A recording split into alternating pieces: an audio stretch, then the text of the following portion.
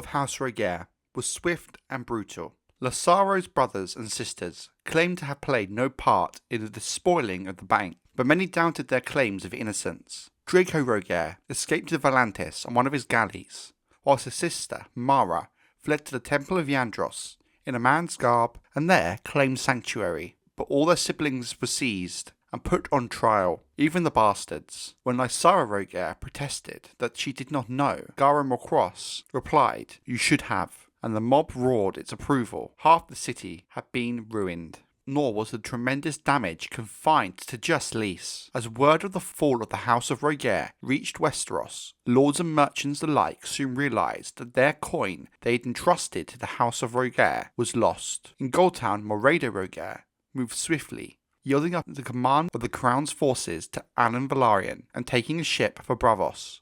Lothar Rogaur was arrested by Sir Lucas Legard and his gold cloaks as he attempted to depart King's Landing. All his letters and ledgers were seized, along with every scrap of gold and silver remaining in the vaults atop Visenya's Hill. Meanwhile, Sir Marsden Waters of the Kingsguard descended on the Mermaid with 2 of his sworn brothers and 50 guardsmen. Patrons of the brothel were driven into the street, many of them naked.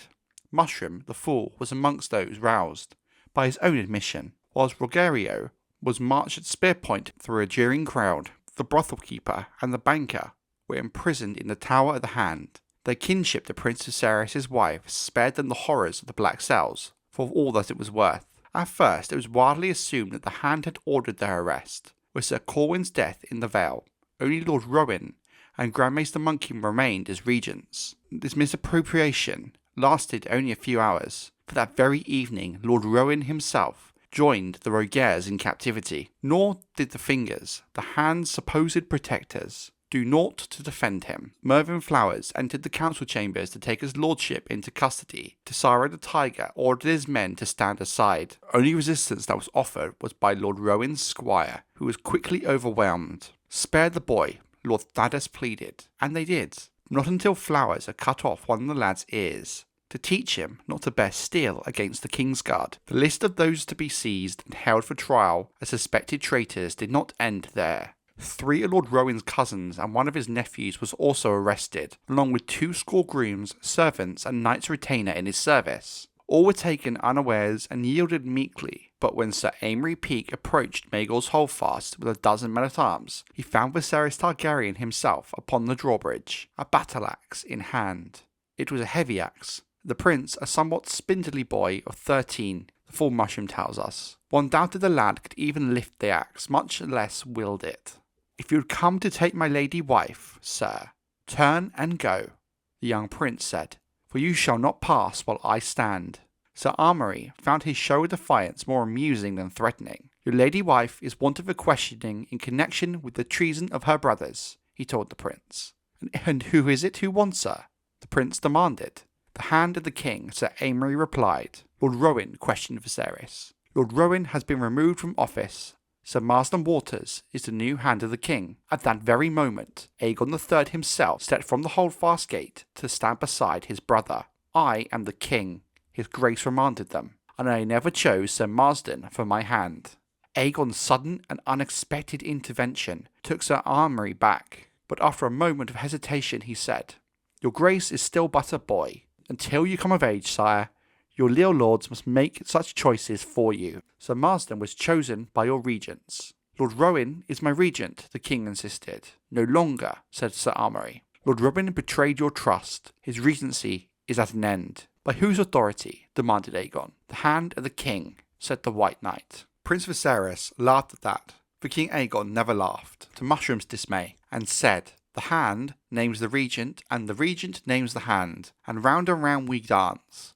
But you shall not pass, sir, nor shall you touch my wife. Begone, or I promise you, every man of you shall die here." Then Sir Amory Peake ran short of patience. He could not allow himself to be balked by 2 boys, one 15 and the other 13, the elder unarmed. "Enough," he said, and ordered his men to move the boys aside. "Be gentle with them, and see they come to no harm at our hands." "This is on your head, sir," Prince Viserys warned. He drove his axe deep into the wood of the drawbridge, scampered back, and said, "Go no farther than that axe, or you will die."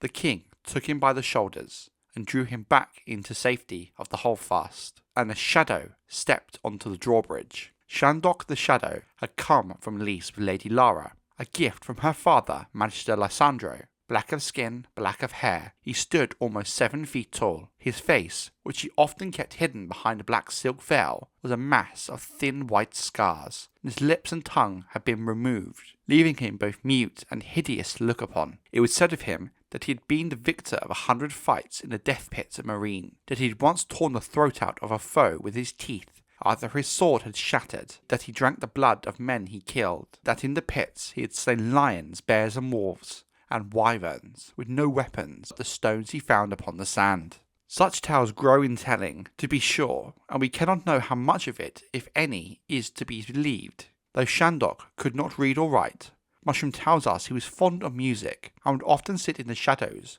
of Lady Lara's bedchamber, playing sweet and sad notes on a queer stringed instrument of golden heart and ebony that stood near as tall as he did. I could sometimes make the lady laugh, that she did not understand more than a few words of our tongue, but the Shadow's playing always made her weep, and strange to say she liked that better. It was a different sort of music that Shandok the Shadow played at the gate of Maegor's holdfast, as Sir Armory's guardsmen rushed at him with sword and spear. That night his chosen instrument was a tall black shield of nightwood, burled hide and iron, and a great curved sword with a dragon bone hilt, whose dark blade shone in torchlight with the distinctive ripples of Valyrian steel. His foes howled and cursed and shouted as they came at him, but the Shadow made no sound, save his steel sliding through them, silent as a cat, his blade whirling left and right and up and down, drawing blood with every cut, slashing through their mail as if they had been clad in parchment paper. Mushroom, who claims to have seen the battle from the roof above, testifies that it did not look so much of a sword fight